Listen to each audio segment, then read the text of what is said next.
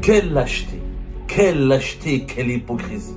Je vous parle de la lâcheté de M. Mohamed Amin Belghait, le fameux historien Mohamed Amin Belghait qui considère que la mazirité, que nos ancêtres amazirs sont le fruit ou le résultat d'un complot franco-sioniste. Je vais le traiter de lâche.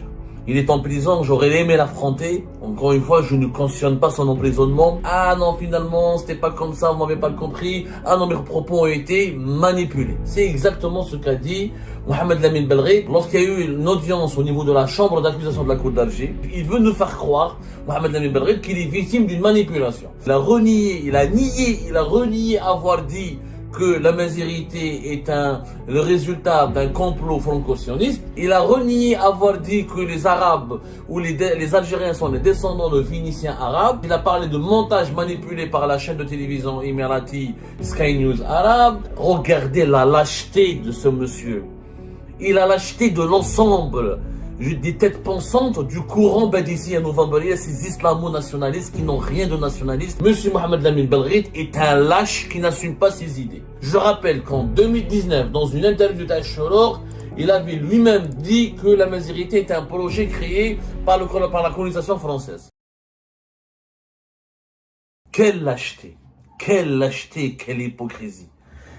Je vous parle de la lâcheté de M. Mohamed Amin Belghait, le fameux historien Mohamed Amin Belghait qui considère que la mazirité, que nos ancêtres amazirs sont le fruit ou le résultat d'un complot franco-sioniste.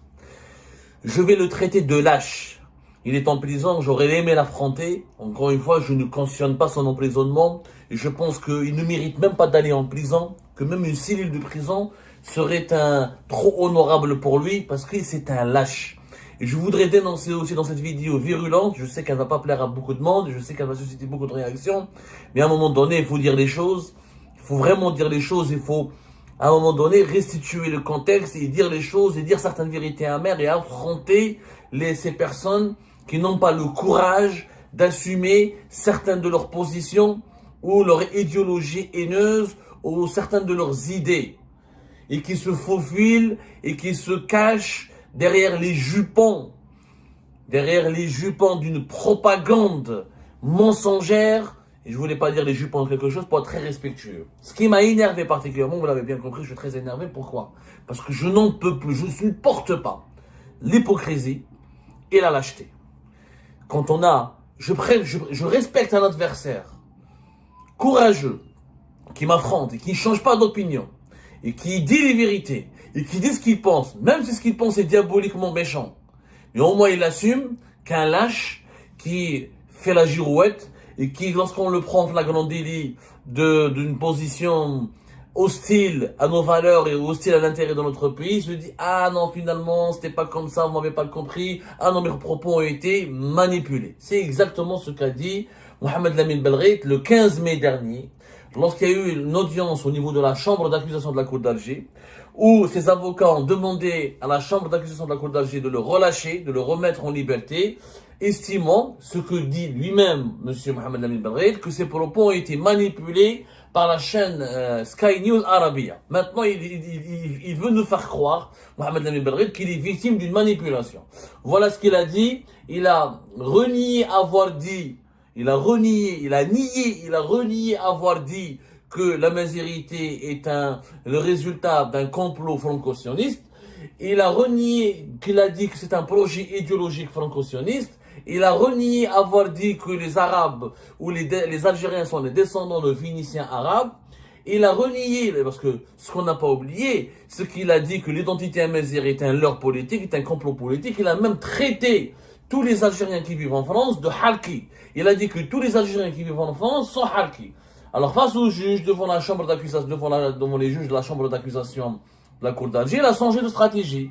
Il n'assume plus. Il dit que non, mes propos ont été manipulés. Je demande la version originale de mon interview. C'est un montage. Il a parlé de montage manipulé par la chaîne de télévision émirati Sky News Arabe. Il dit qu'il n'a pas l'enregistrement original pour étayer ses propos. Il a dit que la journaliste lui a posé une question piège à laquelle il a répondu en s'appuyant sur des études historiques anciennes, mais que tous ses propos n'ont pas été restitués dans l'interview. il a dit qu'il ne visait pas tous les Algériens de France comme Harki, il visait uniquement certains individus ayant agi contre les intérêts de la nation algérienne. Regardez la lâcheté de ce monsieur.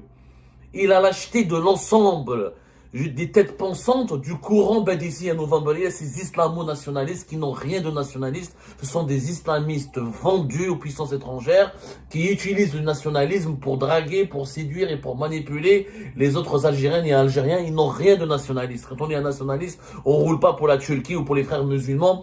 On ne glorifie pas les puissances étrangères qui financent les groupes armés terroristes et les groupes armés. Et on sème pas la division au sein de la population de son pays, et on n'insulte pas plusieurs millions de personnes parce qu'ils ont des origines ethniques et parce qu'ils parlent un dialecte différent ou parce qu'ils ont des valeurs socio-culturelles et des traditions différentes. Ce sont des lâches. Mohamed Lamine Belrid, il fait quoi? Il essaye donc de surfer sur la propagande anti-émirati. Il se pose aux victimes. Les Émiratis m'ont manipulé. D'abord, l'enregistrement, vous pouvez demander, c'est très simple, pour comprendre s'il y a un montage ou pas. Il y a des spécialistes du montage audiovisuel qui peuvent vous répondre. Quand on voit une émission, il y a des manières, quand on voit toute l'émission, un spécialiste du montage audiovisuel pourrait vous dire s'il y a eu un montage, si ces séquences ont été enlevées, oui ou pas. Je vous défie de me trouver un spécialiste du montage audiovisuel, qu'il soit en Algérie ou à l'étranger, qui peut attester que les propos de monsieur Mohamed Lamine Belrid ont fait l'objet d'un montage. Le montage audiovisuel, il laisse des traces. Sur le plan technique, il y a une différence entre une émission quand elle est diffusée dans sa version intégrale et une émission quand elle est diffusée dans sa version revisitée à travers un montage ou retravaillée à travers un montage. Le montage, il laisse des traces au niveau de certaines séquences. Tous les spécialistes de l'audiovisuel, et Dieu sait qu'en Algérie, nous en avons des spécialistes. Il y a même des Algériens spécialistes de ce domaine qui vivent à l'étranger, peuvent détecter si c'est un montage. Il n'y a jamais eu de montage. L'interview a été diffusée elle a été enregistrée. Ce n'est pas une interview live. L'interview a été enregistrée avant sa date de diffusion, c'est le 28 avril 2025 si je ne m'abuse pas, et elle a été diffusée quelques jours, voire quelques semaines avant, et elle a été diffusée le 28 avril parce qu'il y avait un moment d'actualité extrêmement tendu entre l'Algérie et la France. La journaliste, elle est algérienne, elle est très connue des autorités algériennes, elle est extrêmement connue parmi les services de sécurité, elle ne s'est jamais distinguée au cours de sa carrière professionnelle par un comportement de manipulation à l'égard ou ciblant ses invités. Il n'y a aucun invité de cette journaliste algérienne qui anime cette émission diffusée par Sky News Arabia qui a dit par la suite qu'elle a été victime d'une manipulation de ses propos. Monsieur Mohamed Lamine Belrid est un lâche qui n'assume pas ses idées. Je rappelle qu'en 2019, dans une interview d'Ashoror, il avait lui-même dit que la Mazirité était un projet créé par la colonisation française. Il a dit lui-même. Vous avez comme les dates, on a donné les dates dans nos émissions. C'était en 2019, il a déjà eu des propos controversés sur la Mazirité sur la chaîne Shorour. Shorour, t'as dit qu'ils ont manipulé ses propos. Shorour, t'as dit qu'ils roulent pour les Émiratis. Arrêtons de ces mensonges, cette hypocrisie. La stratégie de défense d'Al-Badissi à Novembre est de dire que c'est la faute aux Émirats. Vous pensez que les Émiratis qui investissent sur l'intelligence artificielle, qui érigent des grandes gratte-ciel qui sont dans le monde du futur, vont s'amuser à demander à une journaliste algérienne de piéger un historien algérien c'est un historien du dimanche, comme on dit. Il n'a aucune valeur scientifique, ce monsieur. Il n'a absolument aucune valeur scientifique. C'est quelqu'un qui est tout simplement un scribouillard. C'est un petit universitaire algérien qui a profité du statut de son père de shahid pour avoir un diplôme et avoir un poste à l'université d'Alger. Il est très connu, tous les historiens algériens pour vous le dire. Les vrais historiens, les vrais universitaires le connaissent. Il a une valeur académique extrêmement faible. Non seulement il est faible sur le plan académique, mais il est faible sur le plan de la personnalité, puisqu'il ne veut pas reconnaître. Il ne veut pas reconnaître son erreur. Il ne veut pas il veut même pas s'excuser. Il dit que c'était manipulé. Au moins, il s'est excusé. Gars, je m'excuse d'avoir touché la sensibilité des Algériennes et des Algériens. Je ne savais pas. Je ne voulais pas faire de l'anticabilisme primaire. Je ne voulais pas. Non, il s'excuse pas. Même pas. Ah, il est victime. Lui aussi, maintenant, il est victime. Mais je suis là. الراجل يستعرف son erreur. الراجل يستعرف quand il fait quelque chose. Devant les imams, sur une chaîne de télévision, tu cries que tu insultes tout un peuple, toute une partie d'un peuple, et à la fois, ensuite, quand on t'attrape en flagrant délit, ah non, je n'ai pas dit, excusez-moi, vous m'avez mal compris, etc. Non, arrêtons cette hypocrisie générale. Et ces défenseurs, qui réclament sa libération, les Abdelkader Bengrina et les consorts, les Naïma Salehi et les consorts, ils sont piégés par leur propre hypocrisie. Ils sont piégés par leur propre hypocrisie. Si c'était un intellectuel francophone qui a retenu les mêmes propos sur une chaîne de télévision française par exemple, vous auriez vu la levée de bouclier de ces gens-là. Mais comme c'est un intellectuel arabophone, islamiste, conservateur, anti-kabyle, anti-francophone qui fait partie de leurs adeptes et de leurs alliés et de leurs amis, ils sont dans une gêne. Et comme ils n'arrivent plus à gérer cette gêne, ils veulent surfer. Ils sont parce que l'entourage de Tebboune qui ont manipulé Abdelmajid Tebboune pour l'amener à torpiller les Émirats, à s'attaquer de façon immorale et personnelle et violente et brutale aux Émirats. Il y a des partisans de notre bandicienne Novembaria qui eux, dans le conflit géopolitique mondial, ils préfèrent la Turquie et le Qatar aux Émirats Arabes Unis. Ils ont choisi leur camp. Parce que les Émirats Arabes Unis ne soutiennent pas les frères musulmans, ne soutiennent pas les islamistes. Elles préfèrent les Émirats Arabes Unis parce qu'ils soutiennent les régimes militaristes et les régimes nationalistes militaristes et anti-islamistes. Comme Homa, ils sont leurs alliés, c'est le Qatar et la Turquie qui soutient les mouvements islamistes qui rêvent d'accéder au pouvoir dans les pays arabes et pour installer des régimes islamistes. Donc, ils sont anti-émiratis. Donc, ils ont profité de cette théorie du complot autour des Émirats pour essayer de proclamer ou d'arracher ou d'obtenir comment on appelle ça, l'innocence de Mohamed Lamine Belghaït, qui veut surfer sur cela. Il veut surfer sur cette vague anti-émirati. C'est malhonnête. Il n'y a aucun montage. L'interview a été diffusée de façon intégrale. La réponse de Mohamed Lamine Belghaït était spontanée. Il n'y a aucun montage, il n'y a aucune manipulation de ses propos. Mohamed Lamine Belghaït est un anti-kabyle, il est un anti-francophone, il est anti-berbère. Il ne croit pas à la mazérité depuis de longues années. Il chante sur plusieurs télévisions, sur les plateaux de plusieurs télévisions algériennes, y compris sur les bancs de l'université, quand il est interrogé, sur les bancs de l'université algérienne, quand il est interrogé à ce sujet, il fait preuve, il a des propos racistes et discriminatoires, haineux. Et encore une fois, je n'appelle pas à son emprisonnement. Je ne justifie pas son emprisonnement et je n'applaudis pas son emprisonnement. Pour moi, il ne devrait pas être en prison. Il a une opinion, c'est un délit d'opinion pour lequel il doit être puni avec du sursis, exclusion de son poste de l'université d'Alger, des amendes financières, exclusion des médias nationaux et des médias publics, et on n'en parle plus. Mais il mérite même pas qu'on lui fasse une affaire. On lui est en train, il mérite même pas. Je n'applaudis pas et je n'ai jamais applaudi son emprisonnement encore une fois. Pour que je sois extrêmement clair. Mais cela ne m'empêche pas de dénoncer sa lâcheté. Je dis bien sa lâcheté et son déshonneur. Parce que tu n'assumes même pas. C'est Belghaït. Et j'aimerais bien que ses avocats lui parviennent mon message. C'était un vrai chaoui, comme tu le prétends l'être, là, si tu es un vrai Algérien, comme tu prétends l'être, tu assumes tes propos.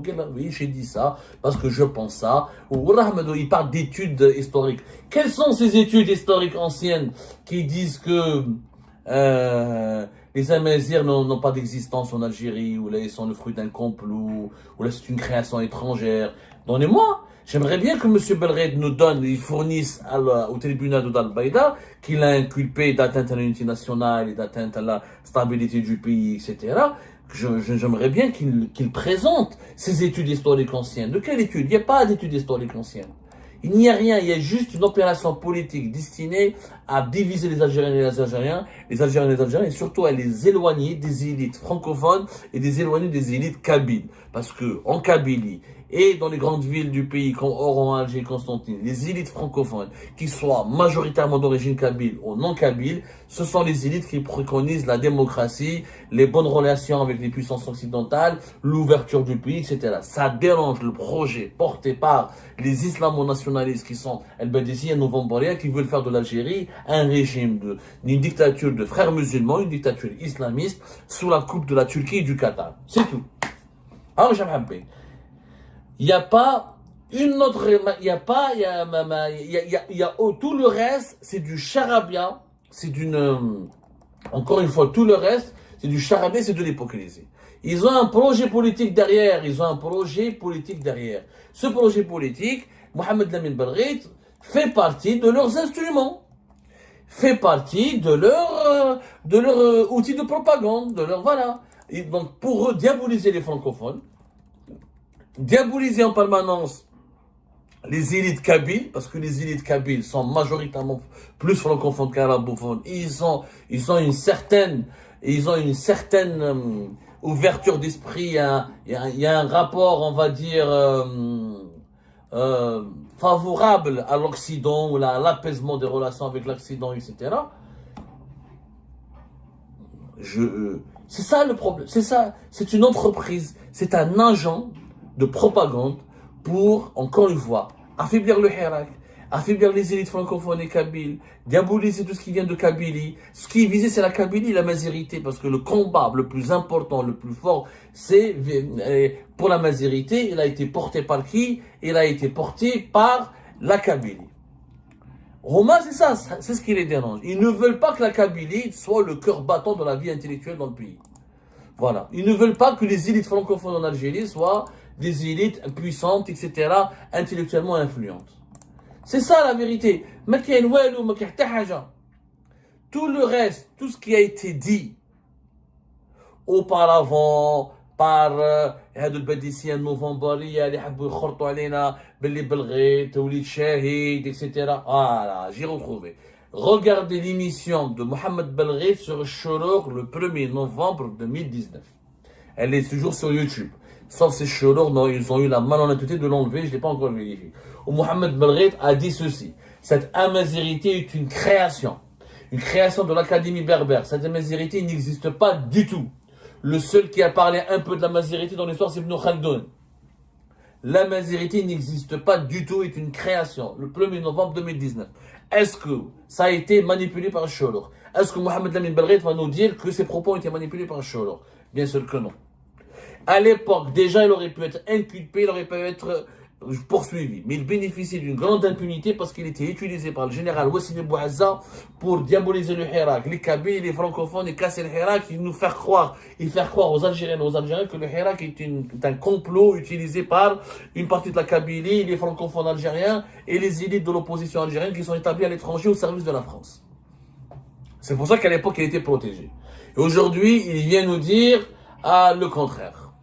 Non, aujourd'hui, les victimes, ces propos ont été manipulés. C'est un agent dangereux de la propagande. Encore une fois, je ne demande pas qu'il reste longtemps en prison. Je ne demande même pas son emprisonnement. Je demande son bannissement, son exclusion de l'université algérienne et de la vie académique universitaire algérienne. C'est tout. Je vous remercie toutes et tous sans exception comme d'habitude pour avoir suivi les vidéos jusqu'à la fin et toutes nos vidéos. Je vous remercie pour vos commentaires et pour vos réactions. N'oubliez pas de nous laisser des commentaires sur le sujet de cette vidéo et aussi de vous abonner à la chaîne si vous n'êtes pas encore abonné. Donc voilà, je vous remercie encore pour votre soutien à la chaîne, pour vos abonnements et pour toutes vos réactions et pour vos commentaires très diversifiés. Et j'espère pouvoir toujours être à la hauteur de vos expectations. Donc voilà, merci encore une fois et à la prochaine dans une nouvelle vidéo. Au revoir.